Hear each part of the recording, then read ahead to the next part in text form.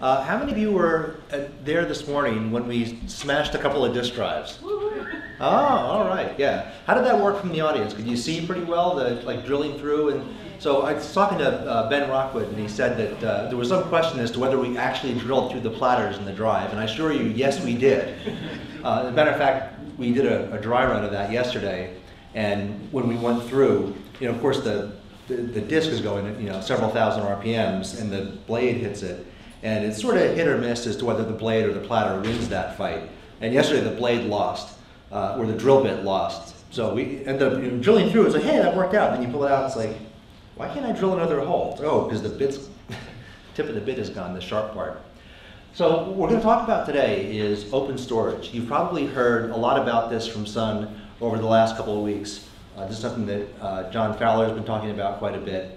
And this is really what, when I came to the storage group, I did a 1-year tour of duty as CTO there. And the thing that I wanted to do is set our direction to go away from proprietary solutions and toward open solutions for storage.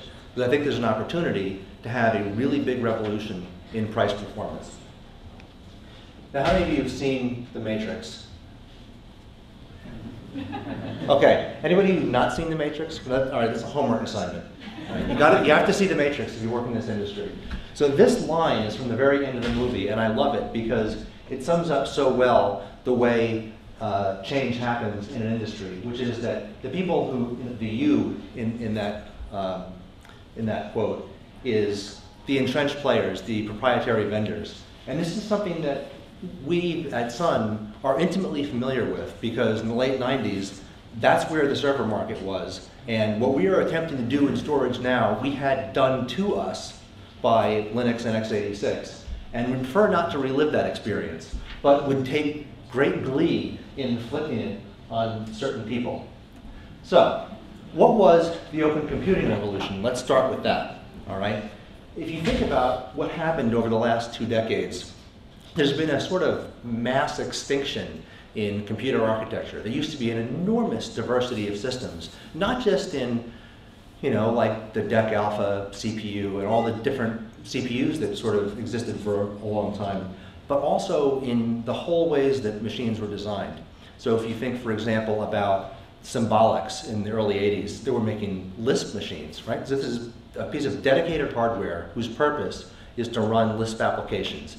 And it's literally at the level of the instruction set is, car, recruiter, const, lambda, set queue, the sort of Lisp primitives.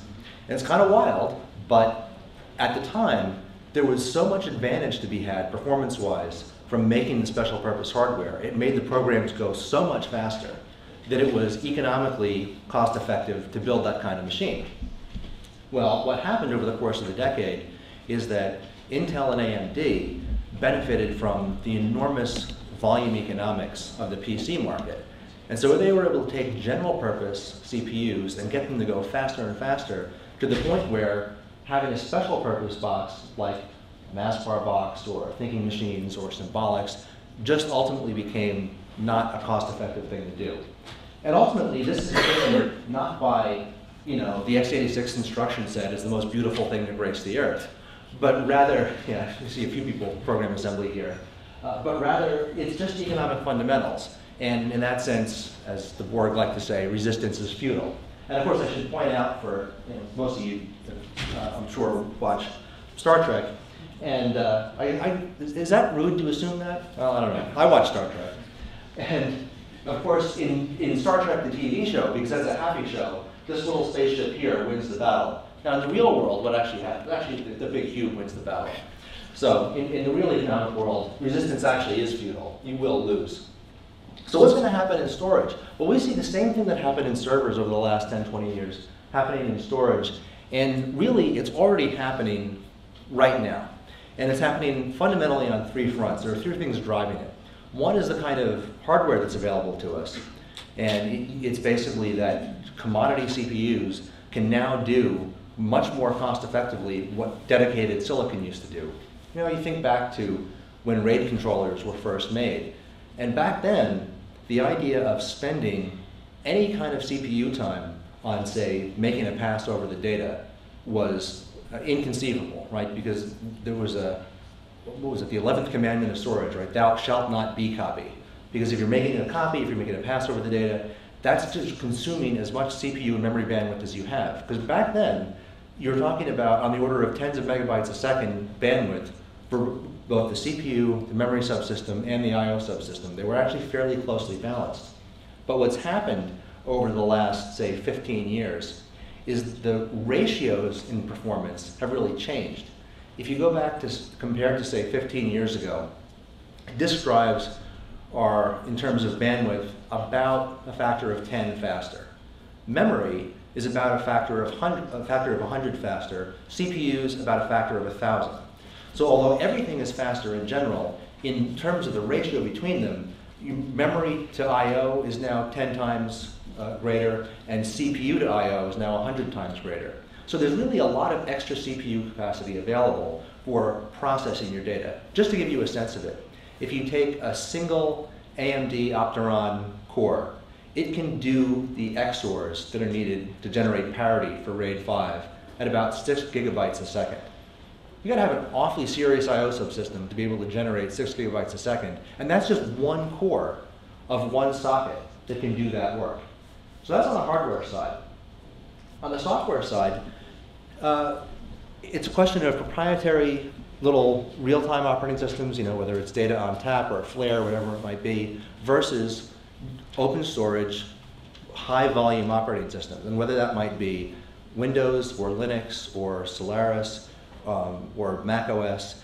Once you have an installed base of millions, you can afford to amortize the development costs of keeping up with all the hardware changes that come. Let me just give you an example of where that matters. When Opteron went from their Rev-E to Rev-F chips, and you think Rev-E to Rev-F, and it sounds like a fairly modest change. And in many ways it was. It wasn't a giant performance change or anything. But the PCI interrupt model that came with that was different. It's what's called MSIs, and I won't go into all the gory details, but basically the kinds of interrupts that you get were more structured, had more information, and a whole bunch of code had to be written in the operating system to cope with this new class of interrupt. And of course, if you're selling an operating system on the order of 10,000 copies, that's work that you can't really amortize all that efficiently, whereas if you have millions of copies, you can. So to the extent that you can get away from proprietary kernel and move to an open operating system, clearly there's an advantage to be had there. And then finally, for networking, we've had, of course, proprietary interconnects like Fiber Channel for a long time, and ultimately that is going to lose to Ethernet. So we believe that open storage is fundamentally inevitable, that we have a chance to really disrupt the market, the time is right, and that there's more to this than just reducing cost, although not that that's a bad thing. Now to see why we ended up where we are, an interesting thing happened during the 1990s, which is we all know Moore's law, which is that not the clock rate, but the number of transistors doubles every 18 months. And that's actually generally been true. What I plotted here, though, is not number of transistors, but actually the clock rate. You'll notice this is on a logarithmic scale. So if it were exponential growth, this would be a straight line. The fact that it has an upward slope to it means that that's actually super exponential growth.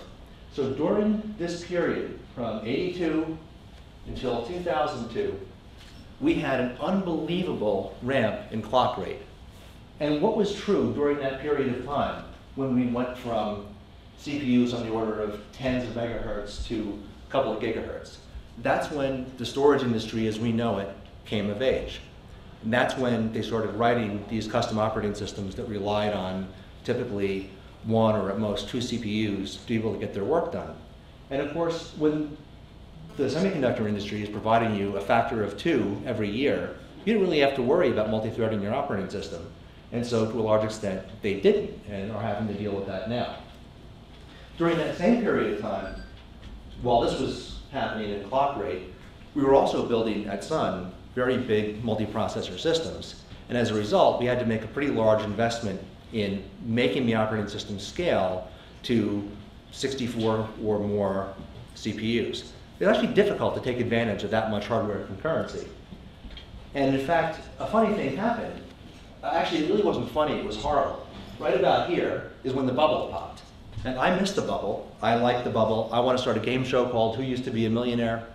because the bubble was great, but then it went away. And what happened was we had gone from making sort of like the Toyota Camry of computers, and then we said, gee, we're selling a lot of those, so we're going to start making Lexuses instead. And then we couldn't even keep up with demand for those. We said, good, we'll start making Bentleys. And we couldn't keep up with demand for those. And then the bubble popped. And everybody said, we want Yugos. And we've got a Bentley factory. And that was kind of a bad place to be.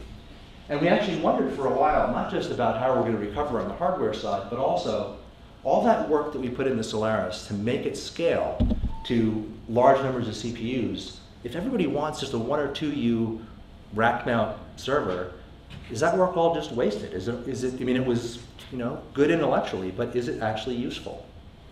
Well, it's going to become useful, actually has become useful, because of this knee in the curve. And essentially what happened is that the clock rate that we got to there is about 2-point-something gigahertz. That's where the clock rate was in 2002. That is where it has stayed for the last 6 years. And it's not moving. And if you look at the roadmaps for the various CPU vendors, it is going to continue not moving. And there's a couple of reasons for this.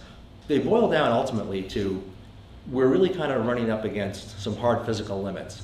When a microprocessor goes at a clock rate of 1 gigahertz, that corresponds to a cycle time of 1 nanosecond. Okay? A nanosecond is a light foot. It's the time it takes light to travel a foot. Right? That's a really, really short amount of time. Right? So when you're up to, say, 3 gigahertz, that's 4 light inches. And of course, electricity doesn't even travel as fast as light. It travels at some modest percentage of that. And you think about a die being on the order of close to a square inch and trying to route signals around it, you're pretty much at the limits of how fast you can run the clock and get the clock signal distributed evenly all across the chip. It's a hard problem. Plus, power consumption goes up, and then people are very power aware. Power consumption goes up exponentially or quadratically or something unpleasant with the, I'm not a double E guy, but power consumption goes up substantially with the clock rate. And so what happened? The clock rate stagnated. So what are you going to do to get more performance? Well, at first what people did is they said, we're going to put, since we keep on getting more transistors thanks to Moore's law, we're going to put more and more cache on chip. Because if you can avoid load stalls, that is when you do a load instruction, you don't get the answer because it's not in cache, you have to go to memory, and that's typically on the order of 100 or more cycles away. If you can avoid that, it makes your application go a lot faster. So we put more and more stuff into caches. But it got to the point where so much of the real estate on the chip was dedicated to cache that you look at the chip and you sort of step back from it and say, wow, of all the silicon here, there's about 25% that's dedicated to power and signal routing, and there's another, better than half that's dedicated to cache. And the actual computing part is about 3%. You can say, well, gee, if it's only 3%, why not have 2 or 4 or 8? And so that was the trend that you started to see, right? And it's the number of cores, the number of threads per core is going up because in the most sort of blunt terms, that's the resource that the hardware folks can give us right now. It's not really what we'd like. What we'd like is a terahertz single CPU system, but we don't get to have that. We get to have this. So we started off with a Niagara chip, which had 8 cores and 32 threads, or 4 threads per core. We're now up to 64 threads. Intel and AMD have followed suit. They were all at 4 core. Everybody's got in their roadmap more cores than that. So this is the trend. And it's interesting because it's sort of back to the future. You now have one of these refrigerator-sized computers sitting in the middle of every commodity piece of silicon that you go off and buy. Vertical scale in every socket. So what are the implications of that? Well, the good news is that compute becomes cheap, because where I used to have to pay for this giant machine to get 64 threads worth of performance, I can now get it in a part that costs a few $100s and fits in a single socket. The bad news is finding software that can take advantage of that is tricky. But the good news, OpenSolaris is actually really good at that. That's the thing that we invested in the late 90s that we didn't know if it would pay off, and it turns out that investment is paying off big time. What it allows us to do, in combination with software like ZFS, is take things like RAID and crypto and checksumming and take all of that off of special purpose hardware and move it onto a general purpose CPU. That means that we don't need the special purpose hardware itself. That's a big savings. We lower our power consumption because the design of CPUs is much more power aware than the design of your average ASIC, because so many of a CPU is sold that it's worth optimizing for that problem. And because you're doing your data integrity across the entire data path, not just inside the array. You think about when you want to go get a byte, right? You're on the host, and then you talk to a fiber channel cloud, and then that talks to an array, which then goes and rummages around and gets you your data, and sends it back to the fiber channel cloud, and then that sends it back to your host. And you're supposed to trust that you got the correct answer based on that somewhere inside the array over here, it computed a checksum and said, yep, those bits are good.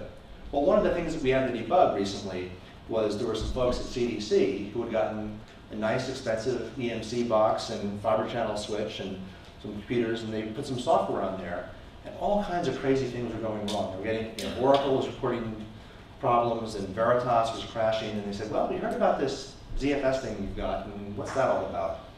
So they go put that on there. And sure enough, ZFS detected these checksum errors as they happened.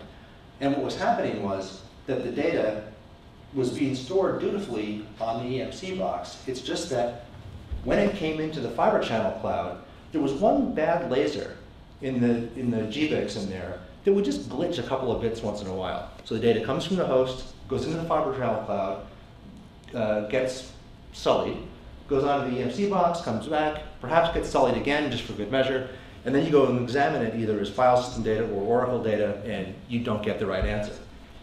So what you can do by taking checksums out of the array and RAID out of the array and moving it to the host, you can say, I'm going to go read a block from that disk, and I have here in my hand what its checksum ought to be. So, over the river, through the woods, get my blocks off the disk, cart them back over to the host, and then compute the checksum function and compare it to the one that I was expecting. If they agree, I know that my data made it all the way round trip safely. If they don't agree, and I have a mirror or a RAID situation, then I can go ask a different device to give me the answer, and that way, if only one of them is compromised, I get the correct data back, and I can actually heal the damaged copy.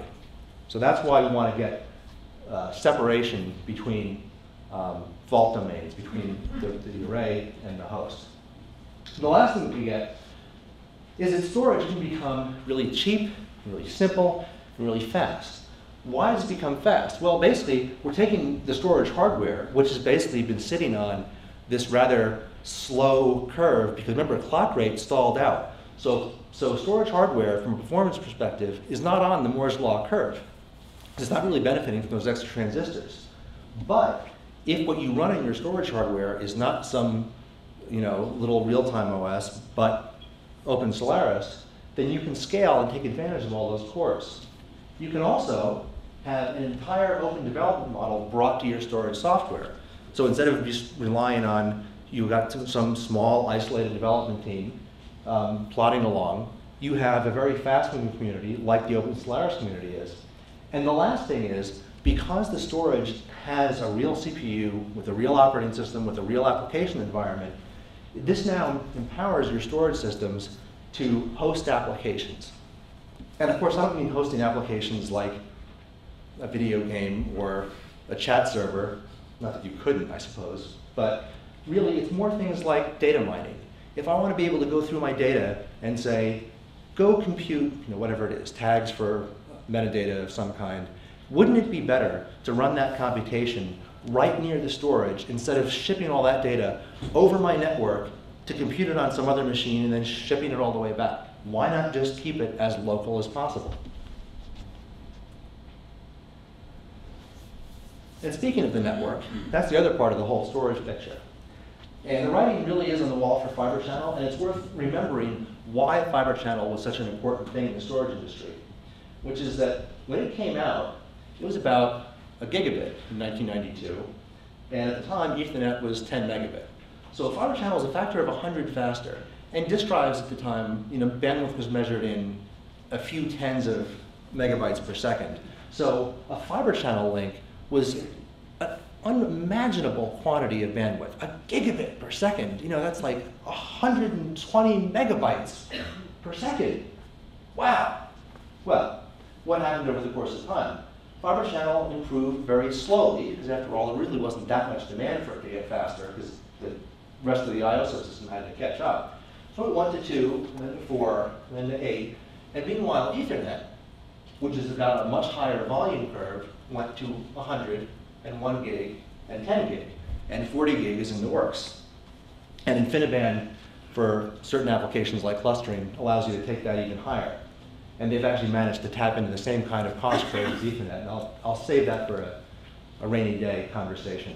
The important point is the orange and the purple here, that the reason that you see things like iSCSI becoming so important to the storage industry is because ultimately there's really no reason to run 2 sets of wires through my data center when Ethernet can carry that data just as well as fiber channel can. Again, it's a simple question of cost.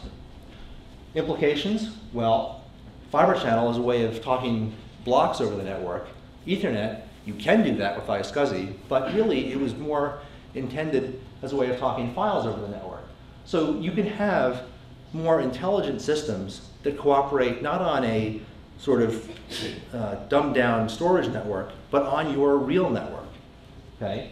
And you can take applications and then deploy those as virtual appliances. Right? Using a virtualization solution, you can say, I want this box to sit on the network and behave as though it's a search engine, or I want it to behave as though it's an archive server.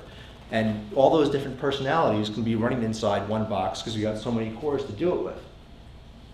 What I think is cool about this is that a whole new breed of storage systems then becomes possible. If you think, for example, about, let's take Google as a case in point.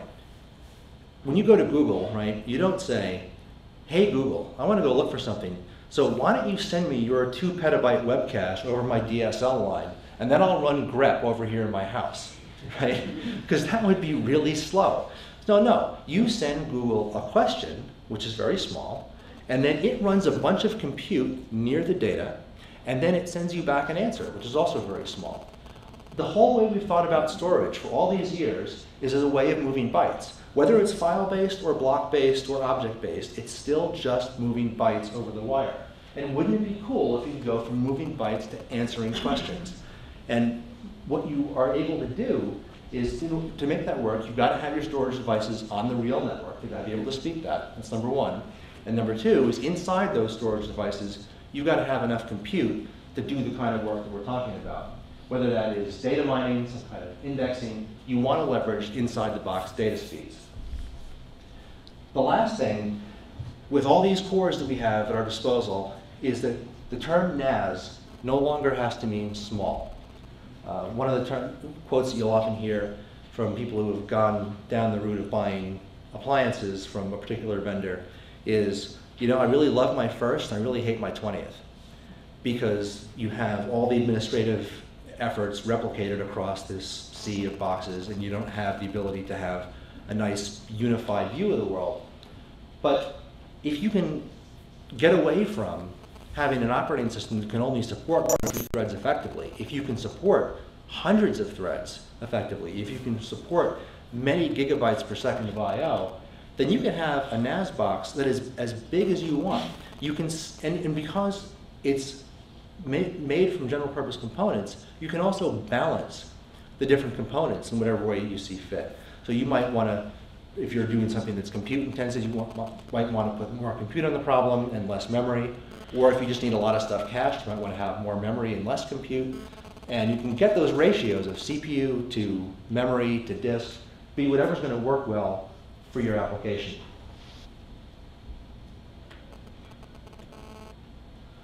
So, where we are headed with our own actual physical storage products, and I'm going to talk mostly about the software, but I'm just using the hardware as an illustration. It's sort of a way of indicating the extent to which we believe our own bet, is that we're just going to make really cheap, really fast hardware.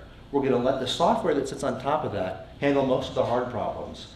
When we get to systems that are more than one of these nice vertically scaled boxes can handle, then we're going to scale out horizontally, but we're going to do it on commodity networks, not on something proprietary that requires some sort of special interconnect.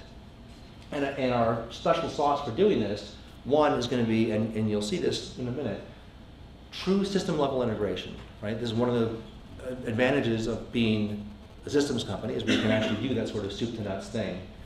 And taking general purpose components and saying, you know, these things have been around for a long time, but can we use them in novel ways? Don't go off and invent some piece of boutique silicon, because that, again, that's being expensive. But take silicon that's commodity, do something cool with it. Just as a, you know, a sort of for instance of that doesn't apply here. I'll give you another one for storage later. Jim Gray, before he, I guess, passed away or disappeared, I was having a conversation with him about where he saw computing going, and one of the things that he was really hot on at the time was the idea of saying, we need to use gaming consoles to do numerical simulations. Because he had looked at it and said, you know, inside a PS3, there's 2 teraflops of computing power. It's an enormous quantity compared to what you get in a regular PC. And again, it's a volume economics thing. There's bazillions of gaming consoles sold.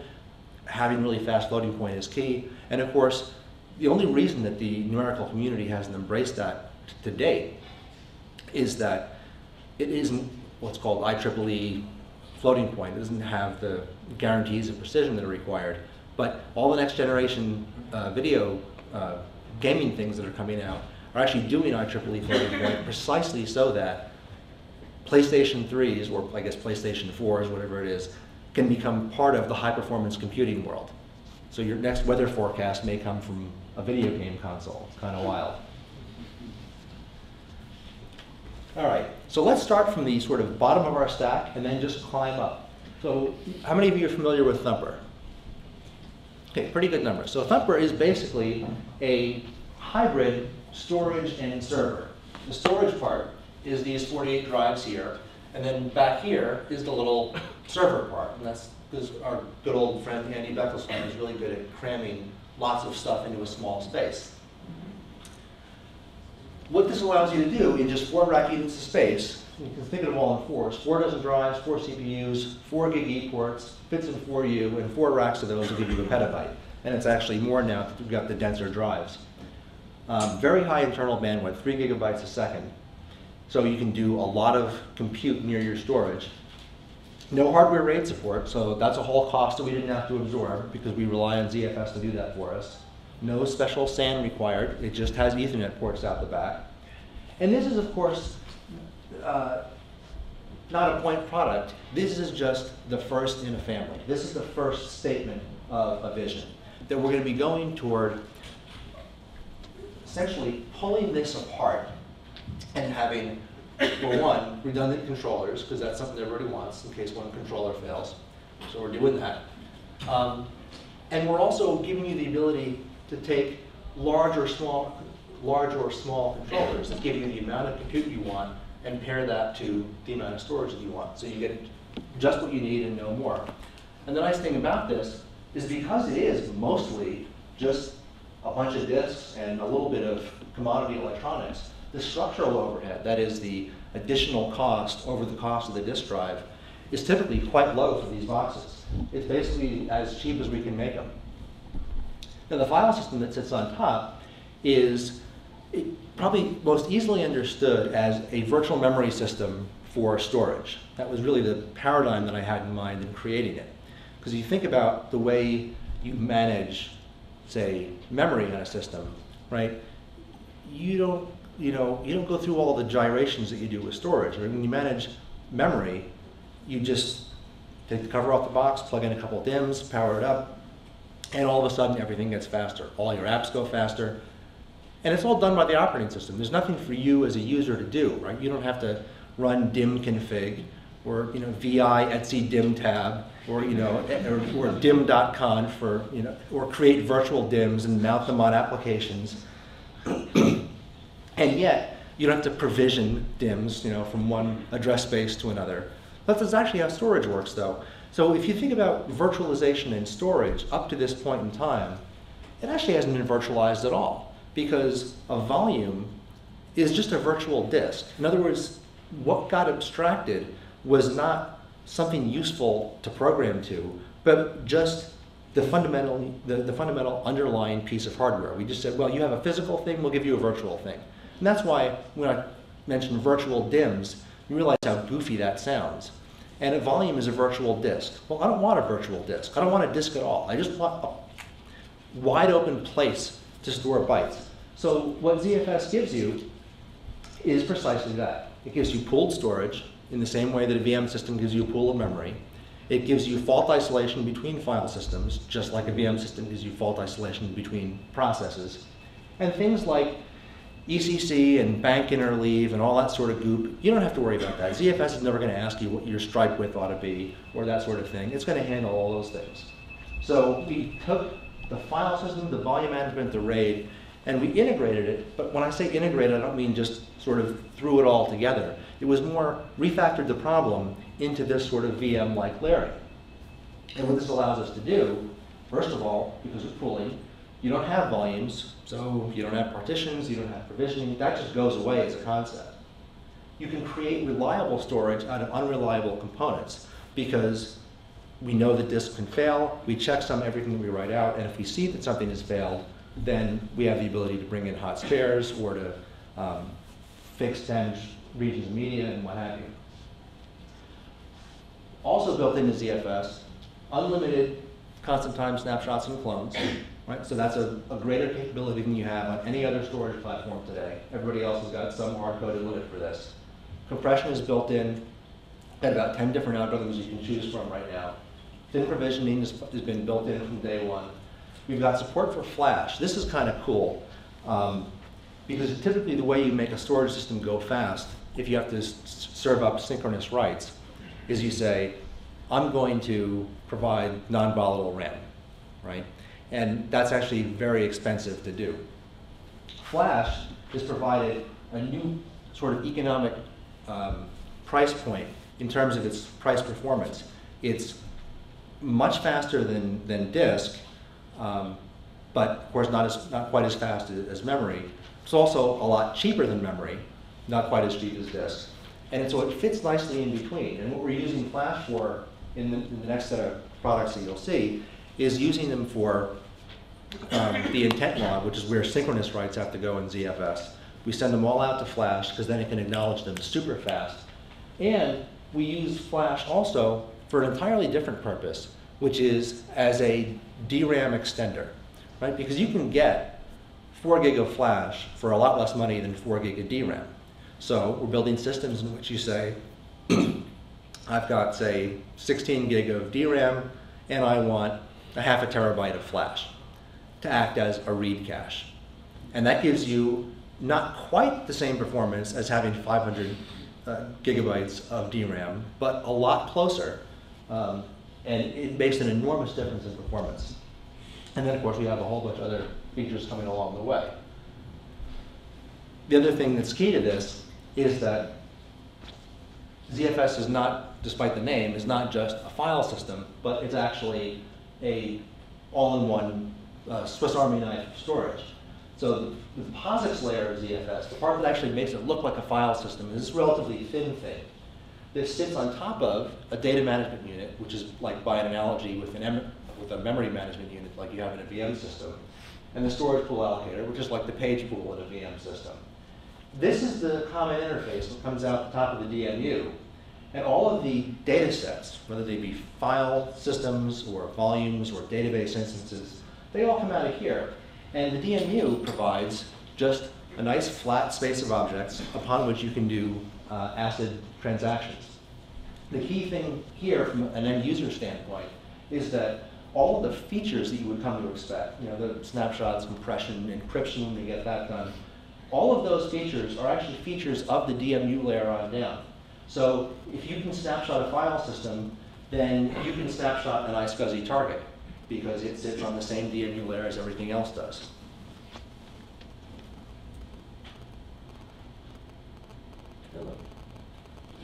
All right, working one more level up the stack. Let's say that we've gotten as big as we can get with our thumpers and their follow-ons and ZFS and all the hardware we assembled as one single system image, and now we want to span out horizontally to many systems.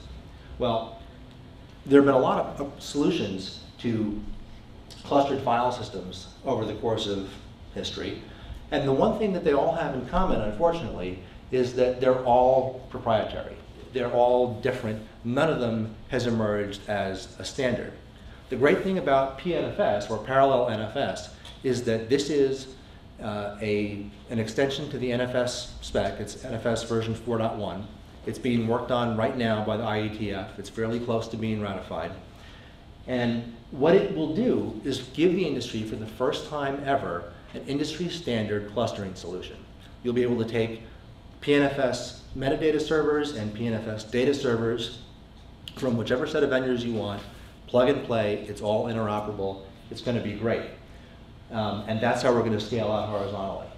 The key thing is that it runs on commodity network hardware. You don't need an InfiniBand fabric, you don't need a fiber channel SAN, it just runs on Ethernet. You can run it on fiber channel or InfiniBand if you're so inclined. Those transports are supported, but it doesn't require them. You can just run on plain old Ethernet. And because of the way it's architected, it is potentially a lot more than PNFS. Because really, if you think about it, what it actually is, I mean, the NFS part of PNFS is just a protocol, right? It's just a way of speaking over the wire.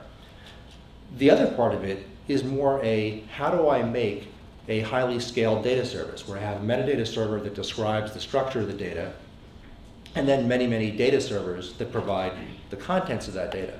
Well, once you have such a thing, if you can do parallel NFS, why not do parallel CIFS? Why not do parallel all kinds of things? And indeed, we are going to do that. Another thing that we have in OpenSolaris that makes it possible now to make general purpose storage devices is that we've got native CIFS support.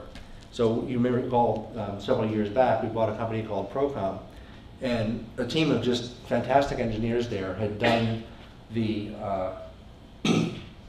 impressive but unenviable task of reverse engineering the CIFS protocol from nothing but snooping the wire. It's just, it's an amazing accomplishment. And it's gotten to be an extremely stable, highly compatible with Windows implementation. And in particular, there are a few things that we had to do to make that really truly work. Because if you ever dealt with NFS and CIFS interoperability before, you know that there are certain things that don't really work that well, right? So typically, if you're coming at the world from the point of view of your real main product is NFS and CIFS is sort of a bolt-on, then what you're going to do, like any rational engineer would, is you would say, well, gee, CIFS has this notion of Windows SIDs, they're security IDs, which are these long, complicated identifiers. And you're going to say, yeah, but my file system wants to talk POSIX UIDs. So I'll just have a mapper that converts Windows SIDs into POSIX UIDs, call it a day. And that works to a certain extent, but where it falls down is that there is one thing about POSIX UIDs that really sucks, which is if I have two different companies and each one of them grew up on some set of names, and employee 37 over here and employee 37 over there are two different people, and then those companies merge, now what? Now everybody, you've got all these ID conflicts, right? That's really annoying. So one of the things they got right in Windows is when they constructed their SIDs, they defined it to contain, there's a version field, an authority field, and a domain field, and a bunch of other goop, and then a relative ID which says who are you relative to that. And that's kind of like what we in the Unix world know as the UID part. Well, there's really no good way to provide the semantics that a Windows client expects from a Solaris server if all we understand how to do is talk POSIX UIDs. So we actually took the Windows SIDS concept and made that a first-class citizen in Solaris.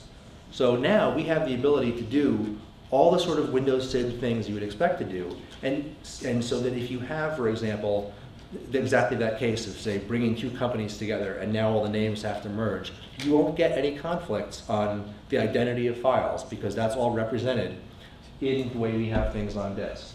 And you've got all the options to control the other really nasty things about CIFS, you know, whether it's case sensitive or, you know, and people want it in one or the other or mixed mode, and then all the funky locking things, Unicode, virus scanning, which is kind of funny because you don't have virus scanning in Unix, but you actually need support for virus scanning on the server anyway, because if what you're serving is a bunch of Windows clients and you've got their OS images on your server, they want the ability from the client to be able to run around the file system and say, I have examined this file and declared it to be virus-free. Please put this tag on it that marks it as such, right? So, yeah, we have to have virus support. It's kind of weird, but there it is. And then the other thing that we were very careful about in designing this is to make sure that it wasn't going to be an either-or situation where you say, if you've exported a file somewhere NFS, great. If it's over CIFS, that's great.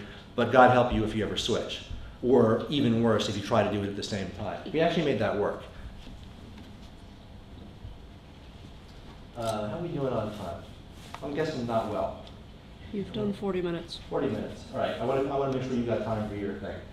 So I'll be real brief about ADM. I always think of this, so it's Advanced Data Migration is the project. I always think of it as supermarket to the world, from the PBS commercials. But, the corn people. But what it is it's the next generation of our SAM product. And what it does is it provides you a way of taking data that you have on disk and then staging that out to tape. And it's got a certain set of limitations in it. And pretty much any limit you can imagine, we're blowing away because we want it to be, in effect, a back-end store for ZFS data. And that means making it aware of very large numbers of objects, very large amounts of data, of the concept of snapshots and snapshot deltas and deduplication. All that stuff is getting figured into what we're doing with ADM. And just like everything else that we've done in the storage space under this open storage initiative, all the data formats are 100% open. No secrets. The last step in the process is having come up with all these different technologies, how do you actually make an appliance out of it? Because after all, a lot of folks don't really want to go and get an OS CD from over here and a server from there and disks from here and try to figure out how all these things work. They want to just say, plug it in. It's like a toaster, right? You plug it in, turn it on, just to toast your bread. You don't have to, take a school in toaster theory. It's just, right? So we're building appliances that provide turnkey solutions that are wrapped around collections of the hardware and software that we've discussed today.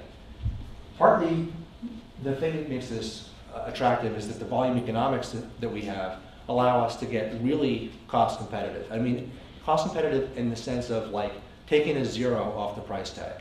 Because if you go off and try and compete with folks like EMC and Hitachi who are really well established in this space, you can't show up in the market and say, we're 20% cheaper, please buy us. They'll just laugh in your face. They say, well, we don't know you, and we do know these folks, and for 20%, it's not worth the risk of losing all my data, right?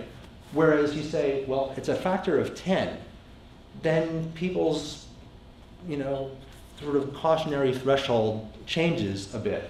And we found an awful lot of people already who are willing to string these things together. But for folks who don't like to do the Heathkit approach, for people who actually like things pre-assembled, we're putting them together. And part of this is the sort of the usual fit and finish exercise that you would expect of having everything in a nice cabinet and having a nice GUI for managing it.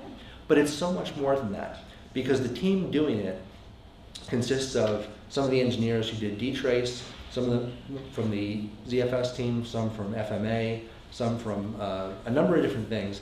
And what they're focused on is coming up with an appliance that will solve the problems that you really have, like if you have, say, a NetApp filer sitting somewhere and it's performing sort of okay, and then all of a sudden performance, goes haywire, you say, well, why? And you have no observability into why. So, given that the folks working on this are formerly of Team dtrace, we've got really good analytics built in. So you can actually say, looking at the system, all right, I see that I've got this huge load showing up, but what client is generating that load? And point to it over there. It's like, oh, and what file are they looking at? Oh, it's this file. And that's all well and good, but I'm sure you've also had the experience of, you see that there's a performance problem, so you say, all right, I get all my windows up, and I got all my tools ready to go, and what happens? Problem's gone. Problem's gone. Yep, goes away. You know it was a real problem, you know it's coming back, and you are no closer to solving it. Really sucks. So you just sit there and wait with this sort of sense of dread of, I'm gonna get hosed again, I don't know when, probably when I can't afford it. The beautiful thing about the analytics that are built into these new appliances is that you can go back in time. You can say, oh, something weird happened at 2:30 this morning, let me go back and ask all these same questions. Because it turns out that by using dtrace as the means of gathering the data, it's so cheap to do, we just gather it all the time. And you would think that the telemetry from this would be just, like gigabytes and gigabytes. It's not though. It's really not that much data. So we just keep all of it. And then we're building into this link aggregation, multipathing, all that stuff you'd expect. That comes into Open Solaris. I was mentioning like flash before and different ratios of flash to disk and CPU to memory. So we have a number of different appliances coming out that sort of vary those ratios to suit particular application loads. Like you'll have a lot of write-biased flash to make databases go fast. We'll have a lot of read-biased flash for things where you want really low latency serving of fixed content, things like that. And I believe, one more. The thing that ties all this together, all these different technologies, is Open Solaris. And I think of it as, having spent a fair amount of time in the storage industry now, I really think of Open Solaris as the storage OS of choice. I can't imagine, if I were going to go do a storage startup, I can't imagine using anything else. Because I wouldn't have the killer scalability that Solaris has. I wouldn't have dtrace. I wouldn't have ZFS. I wouldn't have a native CIFS support. I wouldn't have so many things. I'd be starting from scratch. Why would I want to do that? When you've got zones built in, you've got killer scalability, you've got a great community built around ZFS, great community building up around parallel NFS, great community around Lustre, great community around MySQL. And one of the things that we see happening is that we are actually starting, and I don't know if you all see it yet, but I see it because I'm sort of on the inside of this, and I can sometimes see these things happening before it's necessarily obvious. We really are starting to reclaim thought leadership in storage, something that I never thought was possible. And it's all because of Open Solaris. There's a huge amount of mind share there, and it's really helping us get this message out, and people are starting to see, yeah, there really is no reason in principle why I shouldn't be able to have a very high quality storage system based entirely on commodity hardware and open source software. And the beautiful part, this is the part where I, taking the 90s that was done to us and now we get to do it to somebody else. For people who are proprietary and closed source, they just have no way to respond. They could respond, they could open source their stuff. They're not gonna. I've talked to them, they won't. It's great. So, Mr. Hughes, with that, okay, I'll put this little picture up while you're setting up. This sort of puts together the whole soup to nuts. What are all these pieces and how do they all play together? Like that. All right, thank you.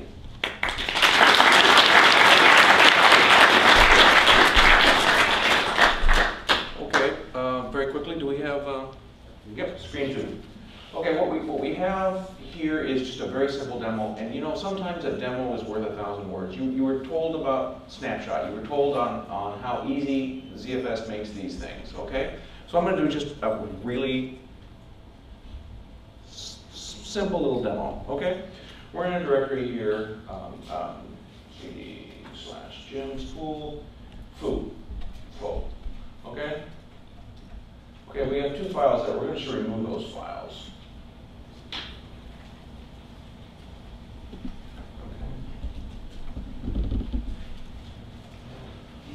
Where we're not.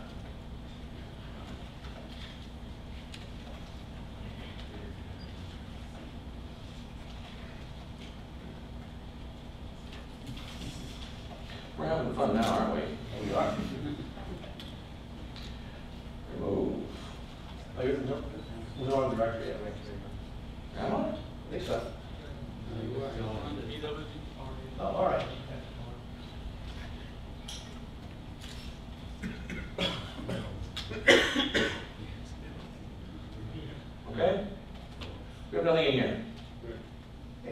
and remove files. Yeah, well. Thank you, Jeff.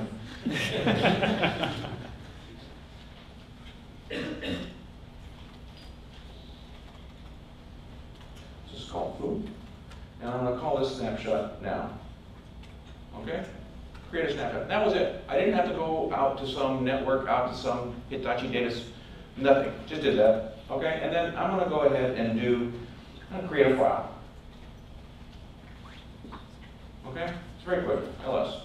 There it is. Okay? How amazingly simple is I just do a rollback.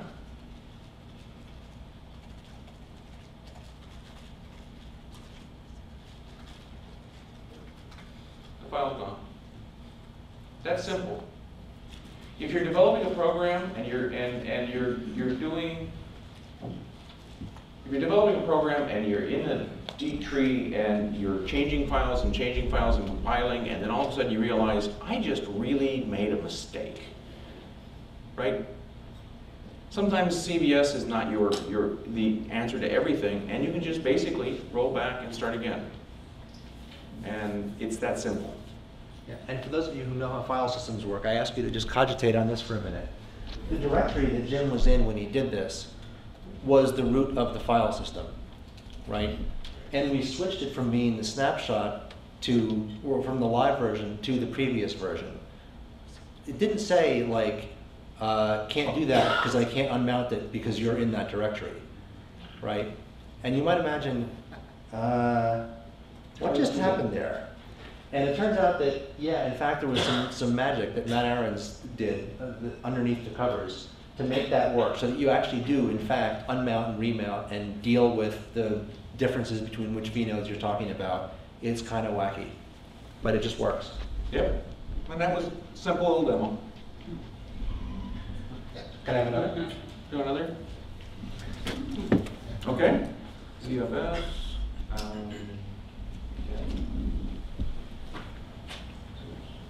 That works.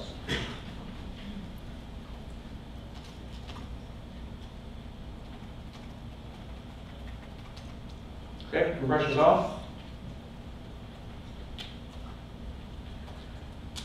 CFS set. Nope. That's it. No. See? Oh, it's a long day. Try to put the full name first.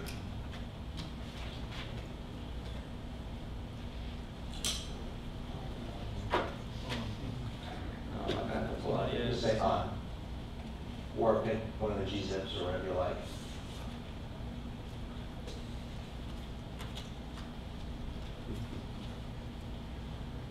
Where I put the full name, right there. Okay? Now, what's interesting about this, we'll go back to this previous command.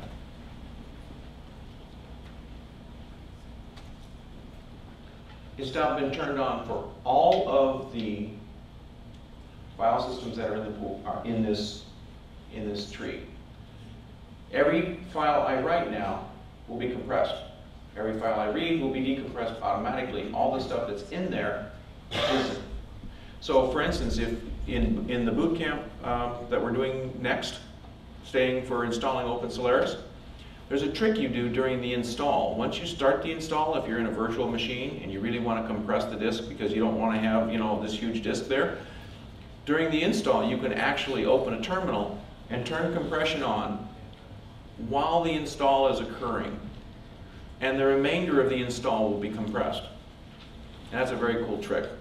So ZFS, these are tricks that wouldn't even be thinkable before the days of ZFS. That's it. Yeah, we should probably save some Q&A time here. Yeah, well, we have 27, no, we're actually over. Yeah. But we have questions.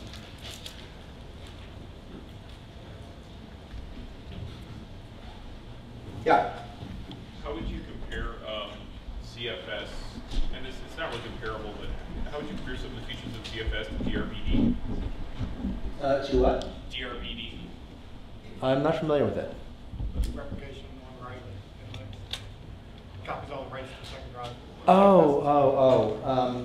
This is like, is this an LVM plugin? It's redundant storage across network. It's SMDR for Linux. Oh, okay, yeah. How would I compare it? Some of it looks like it has a lot of richer features, but as far as the across the network independent of controllers. Yeah, so we didn't really get into that, but we can. So the way that you do replication in ZFS, there's two ways that you can do it. One is if your disks are all local or reasonably local, you can just use a mirror and then it will just write to both local and remote. That's the easy case. If you want to replicate to something that's really far away, the way we generally do that is by taking snapshots, and then there's a ZFS send command that will send an incremental difference between two snapshots. And so the guy who actually wrote that code was Matt Ahrens, and he did it when he was on rotation in China for 3 months. Because the problem that he had was that he wanted to keep his laptop in sync while he was in Beijing. He wanted to keep his laptop in sync with his data in Menlo Park. And he didn't want to have to constantly be just trucking things back and forth and so on. R-syncing and all that. And R-syncing, because the thing with R-sync, right, is that R-sync it's not O of delta to do an R-sync. It's O of delta plus O of all the metadata, because you have to search the whole thing. And I'm sure you've often seen R-sync spend 4 hours to generate a file list and then 3 seconds to actually copy the changes, right? Ultimately, that metadata time is what kills you. So it turns out that because of the way we do snapshots in ZFS, we don't have to descend any subtree where nothing changed. So that instead of being O of delta plus O of metadata, it's just O of delta. And so what Matt did is he set up, once he had the code working, he just set up a simple cron job that would every 10 seconds take a snapshot and then do an incremental send over the wire from Beijing to Menlo Park. And it could do that asynchronously because he's not especially waiting for it. And that gives you, near real-time remote replication from a shell script. Okay. So it depends, there are particular applications where you actually want exact remote replication, but in other words, you can't afford any delta, but that gets necessarily more expensive. Clustering as well, but you can get into that later. Okay. Yes. On that, I do the snapshot capability made. But GRTD can do it synchronously, so the application doesn't make writes finished.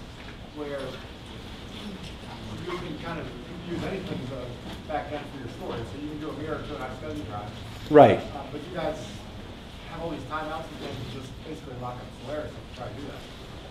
No one seems to be investigating those timeouts. I know there's a bug on the forum. I was searching and talked to one guy, someone else reported it.